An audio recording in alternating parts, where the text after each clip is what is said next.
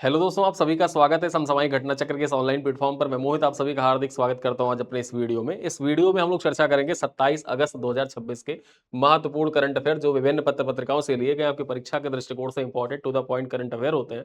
उसमें प्रतिदिन शाम को 7:30 बजे हम लोग चर्चा करते हैं और न्यूज़पेपर बेस्ड जो करंट अफेयर आपकी परीक्षाओं में पूछे जाते हैं, जितने भी करंट अफेयर, जितने भी आप स्टेट पीसीएस के एग्जाम देने जा रहे हो या फिर ट्रिपल एससी के एग्जाम जो भी आप दे रहे हो, आप बिहार पीसीएस की तैयारी कर रहे हो, उत्तर प्रदेश पीसीएस की तैयारी कर रहे हो, Jharkhand PCS, MP PCS, Himachal PCS, Uttarakhand PCS, किसी भी स्टेट पीसीएस की आप तैयारी कर रहे हो, जिस भी परीक्षा की तैयारी करो, जहां भी करंट अफेयर पूछे जाते हैं, हर एक परीक्षा के लिए, हर स्टेट के लिए ये करंट अफेयर की क्लास बेहद महत्वपूर्ण होती है। इसको हम लोगों ने मासिक पैकेज के रूप में डिजाइन करके रखा है, जिस मासिक पैकेज का लिंक आपको इस वीडियो के पिन कमेंट से मिल जाएगा। और इस क्लास में हम लोग प्रतिदिन वीडियो क्लास तो आपको इस पैकेज में देखा जाए, मासिक पैकेज में कंटेंट तो प्रोवाइड करते हैं वीडियो फॉर्मेट में, साथ ही साथ आपको प्रिंटेबल पीडीएफ भी प्रोवाइड किया जाता है, क्लास पीपीटी भी प्रोवाइड की जाती है और डेली 10 एमसीक्यू का ऑनलाइन टेस्ट भी आपसे लिया जाता है। महीने के एंड में आपको कंपाइल पीडीएफ भी प्रोवाइड किया जाता है। पूरा कंटेंट बाइलिंगुअल होता है, हिंदी इंग्लिश दोनों भाषाओं के विद्यार्थियों के लिए समान रूप से उपयोगी है, कंटेंट दोनों में सेम होता है।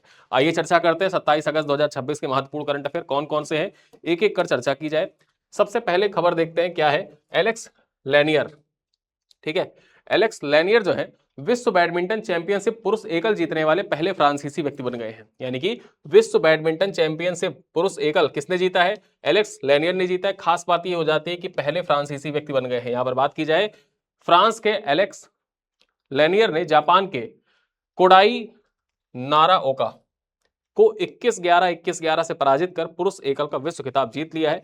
वे विश्व बैडमिंटन चैंपियनशिप पुरुष एकल खिताब जीतने वाले पहले फ्रांसीसी खिलाड़ी बने हैं, ठीक है। और इसी वजह से इनका नाम आपकी परीक्षाओं के लिए इंपॉर्टेंट हो जाता है। अक्सर देखा जाए स्पोर्ट्स से रिलेटेड जो करंट अफेयर पूछे जाते हैं, उसमें जो विश्व स्तरीय खेल होते हैं, उन विश्व स्तरीय खेलों से संबंधित सवाल पूछे जाते हैं। और विश्व स्तरीय खेलों में जो बैडमिंटन का सर्वोच्च खेल है विश्व बैडमिंटन चैंपियनशिप, यहां पर देखा जाए सवाल आपकी परीक्षा में बन सकता है कि एलेक्स लैनियर जो है ये किस देश के खिलाड़ी हैं? फ्रांस के खिलाड़ी हैं और पहले फ्रांसीसी व्यक्ति बने हैं, पहले फ्रांस के रहने वाले व्यक्ति बने हैं जिन्होंने विश्व बैडमिंटन चैंपियनशिप का खिताब जीता है। किसको पराजित किया है? तो कोडाई नाराओका को पराजित किया है। यहां पर देखा जाए एकल महिला का खिताब किसने जीता है? तो दक्षिण कोरिया की है आन से यंग, इन्होंने जीता है और ये उनका दूसरा खिताब था। प्रतियोगिता का आयोजन कहां पर किया गया था?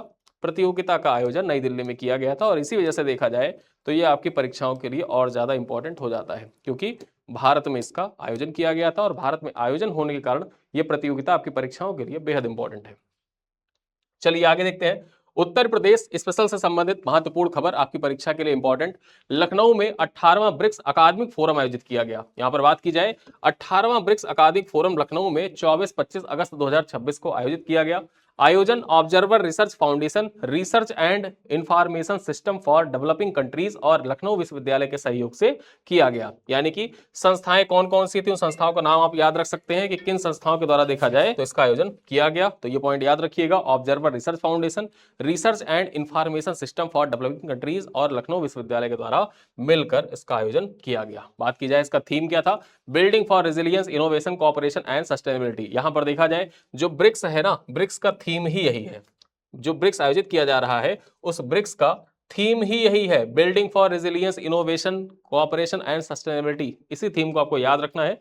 यहां पर बात की जाए इस फोरम को, जो आयोजन अकादमिक फोरम आयोजित किया गया था ब्रिक्स का, 18वां ब्रिक्स का अकादमिक फोरम, उसका मुख्य उद्देश्य क्या था? तो ब्रिक्स के जो एजेंडे हैं उनके लिए नीतिगत सुझाव और वैश्विक चुनौतियों का समाधान प्रस्तुत करना इसका मुख्य उद्देश्य था। और इसी उद्देश्य को ध्यान में रखते हुए लखनऊ में 18वां ब्रिक्स अकादमिक फोरम का आयोजन किया गया था, ठीक है। ये आपके यूपी स्पेशल के लिए महत्वपूर्ण हो जाता है, यूपी स्पेशल के दृष्टिकोण से महत्वपूर्ण हो जाता है। चलिए आगे देखते हैं। सतीश गुलाचा बने दिल्ली होमगार्ड के नए डीजी। यहां पर देखा जाए जो सतीश गुलाचा जी हैं, इनको दिल्ली होमगार्ड्स का नया डीजी बनाया गया है। बात करें तो 1992 बैच के वरिष्ठ आईपीएस अधिकारी और दिल्ली के पूर्व पुलिस आयुक्त जो है सतीश गुलाचा, इनको दिल्ली होमगार्ड का महानिदेशक नियुक्त किया गया है। गुलाचा 1 अक्टूबर 2026 से इस पद पर कार्यभार संभालेंगे। बात की जाए तो आदेश के अनुसार उन्हें तत्काल प्रभाव से होमगार्ड निदेशालय में विशेष कार्याधिकारी की नियुक्ति प्रदान की गई है। यह नियुक्ति दिल्ली होमगार्ड में प्रशासनिक नेतृत्व को मजबूत करने के दृष्टिकोण से महत्वपूर्ण मानी जा रही है।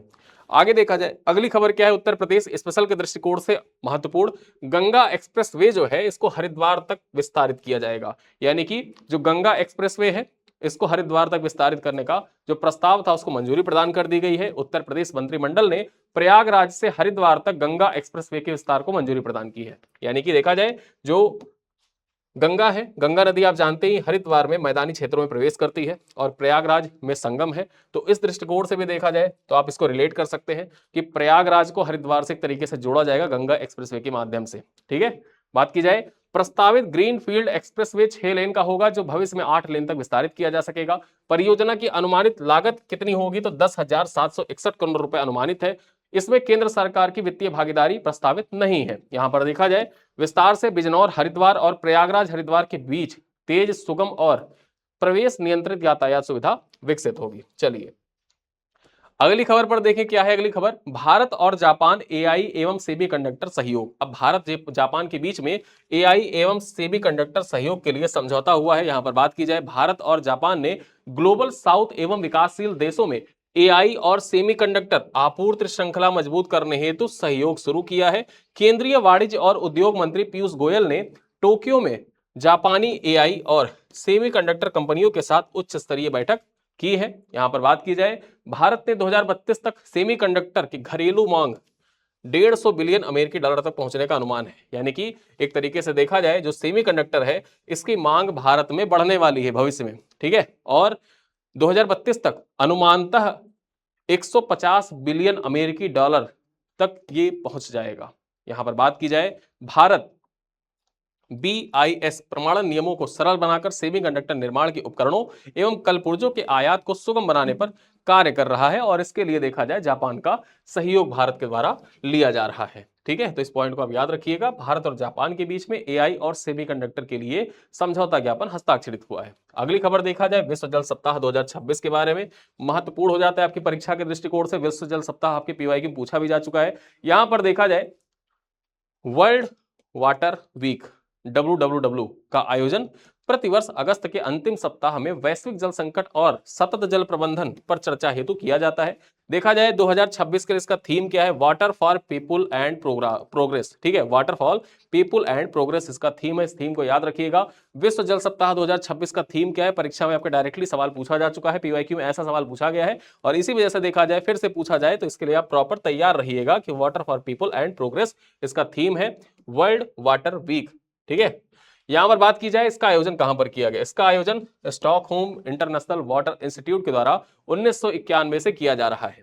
ठीक है, स्टॉकहोम इंटरनेशनल वाटर इंस्टीट्यूट के द्वारा 1991 से किया जा रहा है। बात की जाए तो 2001 में स्टॉकहोम वाटर सिंपोजियम का नाम बदलकर विश्व जल सप्ताह किया गया था जो मीठे पानी से जुड़े मुद्दों को प्रमुख वैश्विक मंच प्रदान करता है। ठीक है, यानी कि जो ये वर्ल्ड वाटर वीक आयोजित किया जाता है अगस्त के अंतिम सप्ताह में, इसमें देखा जाए फोकस क्या होता है, जो मीठा जल होता है, पीने हेतु मीठा जल जो होता है उससे जुड़ी जो चुनौतियां हैं उन चुनौतियों पर फोकस किया जाता है। और पहले इसका नाम क्या था, पहले जब इसकी स्थापना 1991 में की गई थी उसके बाद इसको क्या कहा जाता था, स्टॉकहोम वाटर सिंपोजियम कहा जाता था। लेकिन 2001 में इसका नाम 10 साल बाद जब 1991 में स्थापित हुआ था उसके 10 साल बाद 2001 में जब बैठक होती है उस बैठक के दौरान इसका नाम परिवर्तित कर दिया जाता है और क्या कर दिया जाता है, वर्ल्ड वाटर वीक कर दिया जाता है। ठीक है, चलिए अगली खबर पर चर्चा करते हैं। कल आपको पता होगा एक भयंकर त्रासदी आई है नेपाल में और नेपाल में देखा जाए बहुत विकराल बाढ़ का प्रकोप देखा गया है। नेपाल में भोटे कोशी और त्रिशूली में अचानक बाढ़ आई है। 26 अगस्त 2026 को नेपाल के भोटे कोशी और त्रिशूली नदी प्रणालियों में अचानक बाढ़ से रसुआ, नुआकोट और धादिंग जिले में भारी नुकसान हुआ है। तेज बहाव, मलबे और पत्थर से सड़क, पुल, बस्तियां तथा जल विद्युत परियोजनाएं प्रभावित हुई हैं। यहां पर विशेषज्ञों ने तिब्बत में आए 4.4 तीव्रता के भूकंप के बाद भूस्खलन या बर्फ चट्टान धसाव की संभावित कारण बताया है। जो बाढ़ आई है उसके पीछे मुख्य कारण क्या बताया जा रहा है, मुख्य कारण बताया जा रहा है कि 4.4 तीव्रता का भूकंप आया हुआ था। अब इस 4.4 तीव्रता का जो भूकंप आया था इसके कारण हुआ क्या कि भूस्खलन या बर्फ चट्टान धसाव हुआ जिसके कारण बाढ़ यहां पर आई है। घटना ने सीमा पार आपदा प्रबंधन की चुनौतियों को उजागर किया तथा भारत ने प्रभावित नागरिकों की सहायता और राहत के लिए भी आवश्यक कदम उठाए हैं। ठीक है, भारत के द्वारा देखा जाए जो सहयोग होता है, ठीक है, वो सहयोग यहां पर भेजा जाना स्टार्ट कर दिया गया है। अब यहाँ पर जो भोटे कोसी नदी है, इसके बारे में कुछ पॉइंट चर्चा कर लेते हैं, जहां पर जो नदी मुख्य रूप से इस बाढ़ का मुख्य कारण रही, उस नदी के बारे में कुछ पॉइंट चर्चा कर लें। तो जो भोटे कोसी नदी है, इसका उद्गम कहां से होता है? इसका उद्गम होता है तिब्बत से। ठीक है, तिब्बत में होते हुए नेपाल में प्रवेश करती है। यह नदी आगे चलकर सुन कोसी नदी तंत्र का हिस्सा बनती है और अंततः कोसी प्रणाली में जाकर मिल जाती है। जो कोसी प्रणाली है, बिहार का सोग जिसको कहा जाता है, ठीक है, उस नदी में जाके अंततः मिल जाती है। भोटे कोसी घाटी जल विद्युत उत्पादन की दृष्टि से नेपाल का एक महत्वपूर्ण क्षेत्र है। जो भोटे काशी क्षेत्र है, ये कुछ इस प्रकार से है। नदियों का जल यहाँ पर देखा जाए तेजी से ऊपर से नीचे आता है, तो इस कारण से जल विद्युत उत्पादन का एक महत्वपूर्ण क्षेत्र भी माना जाता है ये घाटी क्षेत्र। यहाँ पर देखा जाए तो हिमालयी क्षेत्र में स्थित होने के कारण नदी घाटी में हिमनद झील विस्फोट, बाढ़ और अचानक बाढ़ का जोखिम हमेशा बना रहता है। और इसी देखा जाए हिमनद झील विस्फोट बाढ़ जो है, इसी विस्फोट के कारण, ठीक है, जो हिमनद विस्फोट हुआ, उस विस्फोट के कारण यहां पर देखा जाए भयंकर बाढ़ आई है, जिसका दृश्य आपने इंस्टाग्राम, ट्विटर और हर जगह देखा है। चलिए आगे देखते हैं अगली खबर क्या है। भारत और वियतनाम तटरक्षक सहयोग। अब यहां पर देखा जाए जो भारत और वियतनाम के बीच में तटरक्षक सहयोग है, इसके बारे में चर्चा की जाए तो 25 अगस्त 2026 को चेन्नई में भारतीय तटरक्षक बल और वियतनाम तटरक्षक बल के बीच में 7वीं उच्च स्तरीय बैठक आयोजित की गई। बैठक 2015 के तटरक्षक सहयोग समझौते के तहत हुई है, जिसमें समुद्री खोज एवं बचाव, कानूनी प्रवर्तन, प्रदूषण प्रतिक्रिया एवं क्षमता निर्माण पर चर्चाएं आयोजित की गई। यहां पर देखा जाए तो बैठक की सह अध्यक्षता भारतीय तटरक्षक बल के महानिदेशक परमेश्वर शिवमणि तथा वियतनाम तटरक्षक बल के उप कमांडेंट मेजर जनरल लुओंग दी हुंग के द्वारा की गई। यहां पर बात करें तो 27 अगस्त 2026 यानी कि आज चेन्नई तट के पास सहयोग हॉपटेक संयुक्त समुद्री अभ्यास का दूसरा संस्करण आयोजित किया जा रहा है। ठीक है, तो ये याद रखिएगा, सहयोग हॉपटेक संयुक्त समुद्री अभ्यास का दूसरा संस्करण भारत किन देशों के साथ, किस देश के साथ कर रहा है? तो भारत यहां पर वियतनाम के साथ आयोजित कर रहा है। इसका आयोजन कहां पर किया गया? इसका आयोजन चेन्नई में किया गया। कब किया गया? 27 अगस्त 2026। डेट नहीं याद रख सकते तो अगस्त 2026 जरूर याद रखिएगा। क्यों याद रखिएगा? याद इसलिए रखिएगा, यूपी पीसीएस 2024 में जो युद्ध अभ्यास, ठीक है, युद्ध अभ्यास से सवाल पूछे गए थे, उसमें पूछा गया था किस देश के साथ हो रहा है, वो तो पूछा ही पूछा था। युद्ध अभ्यास से 3 सवाल पूछे, एक सवाल में महीना पूछ लिया था, किस महीने में कौन सा अभ्यास हुआ। तो इस दृष्टिकोण से याद रखिएगा, सहयोग हॉपटेक संयुक्त समुद्री अभ्यास जो है ये भारत और वियतनाम के बीच में इसका दूसरा संस्करण चेन्नई तट पर आयोजित किया गया, जो 27 अगस्त 2026 को शुरू हुआ। चलिए अगली खबर देखते हैं। प्रागैतिहासिक जीवन गैलरी का शुभारंभ किया गया। अब ये जो प्रागैतिहासिक जीवन गैलरी है, इसके बारे में जितने भी महत्वपूर्ण पॉइंट्स है, आइए एक एक कर चर्चा करते हैं। तो 26 अगस्त 2026 को दिल्ली के राष्ट्रीय विज्ञान केंद्र में नवनिर्मित प्रागैतिहासिक जीवन गैलरी का शुभारंभ किया गया। उसी का यहां पर देखा जाए इंग्लिश फॉर्मेट लिखा हुआ है, on 26 August 2026 the newly build prehistoric life gallery was inaugurated at the national science centre इन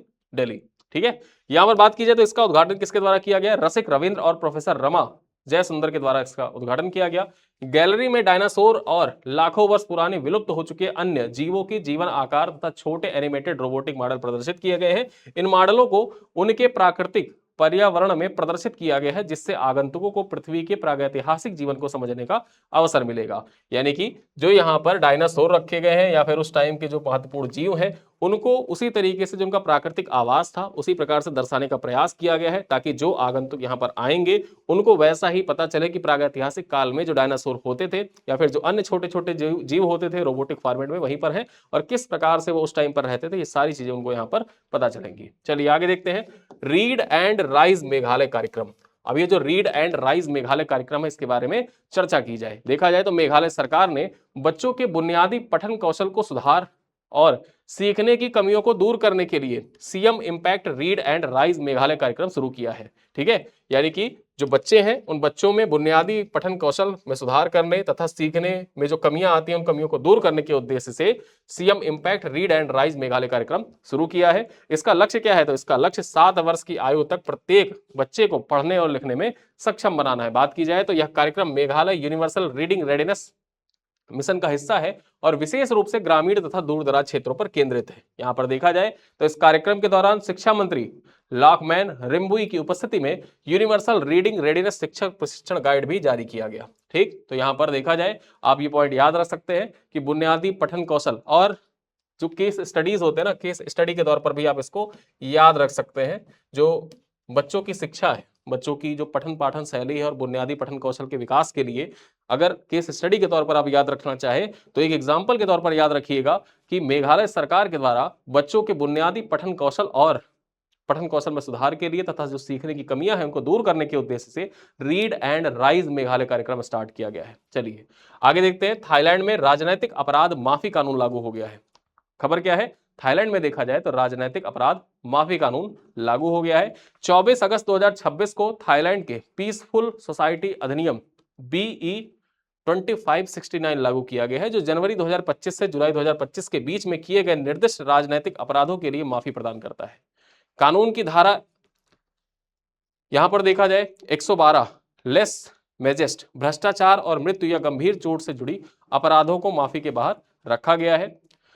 पात्र मामलों में लंबित अभियोजन समाप्त करने साथ ही साथ आपराधिक रिकॉर्ड साफ करने के लिए प्रधानमंत्री अनितुन चरनाकुलम की अध्यक्षता में 9 सदस्यीय समिति गठित की गई है।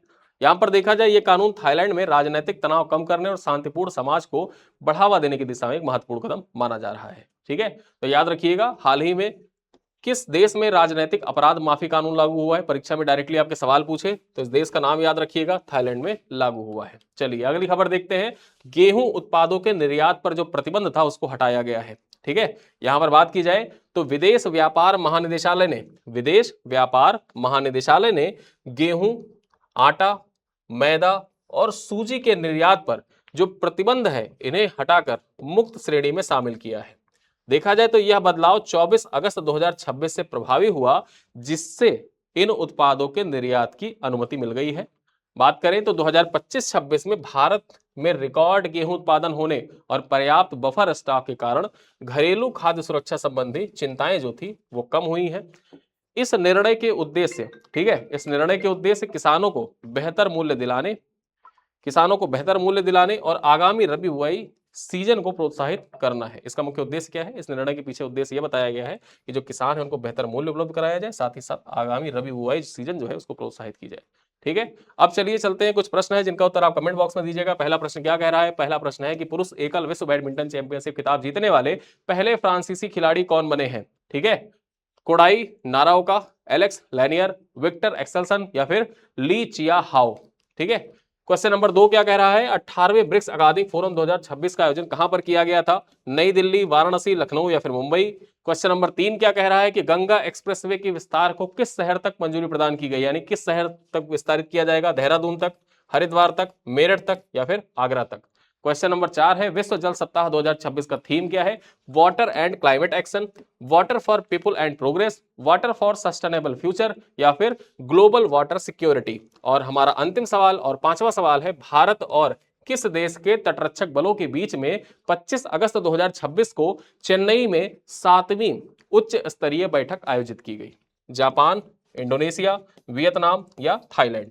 ठीक है, तो ये यहां पर देखा जाए हमने आपको दिया 5 क्वेश्चन और पांचों क्वेश्चन के 4-4 ऑप्शन। इनमें से जो सही ऑप्शन है वो आपको चुनना है और सही ऑप्शन चुनने के साथ साथ में वीडियो जब आप समाप्त करेंगे, आज की जो करंट अफेयर हमारी है वो यहीं पर होती है समाप्त। वीडियो जब आप समाप्त करेंगे तो कमेंट बॉक्स में आपको क्या लिखना है? कमेंट बॉक्स में आपको लिखना है डन।